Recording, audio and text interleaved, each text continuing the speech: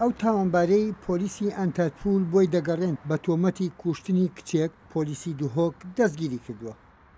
پشتی سێزدەی سێ 2016 کچێکە ناوێ شیلان غازی پسۆ وڵاتی ئەلمانیا ئاهەنگێکی داهاتێ کوشتن ji لای تومەتبارێکی وەکو ژیوی 24 ساڵ بوون ئێکسەر ئەوی تومەتباری ئەپڕێکی نەیاسایی قەستا عێراقی کرد و زەڤریڤە ئەنگۆ قەچاقی زەڤریڤە وڵاتی عێراقی لەو ڕۆژەوەی لە دادگای عێراق سکاڵا تۆمار کراوە پۆلیسی دوهۆکیش بە دوواداچوونی کردووە و لێکۆڵینەوەکەشی ئەنجامی هەبووە.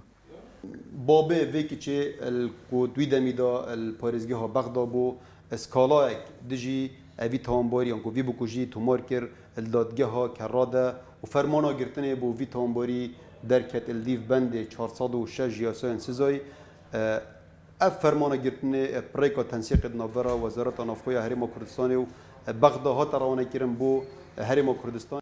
ڕووداوەکە لە ئەڵمانیا ڕوویداوە لە دوهۆک دەستگیر کراوە ئیتر ڕوون نییە دەدێتەوە بە ئەڵمانیا یان عێراق یان لە دوهۆک زیندانیەکرێت. ماسەریوی دادگeh diyarketin Kodê biryara dîmahîkî bû dadgehê Zevritin Kodê hêta rawanekirin bû Bexda an dilverê hête hekim kirin.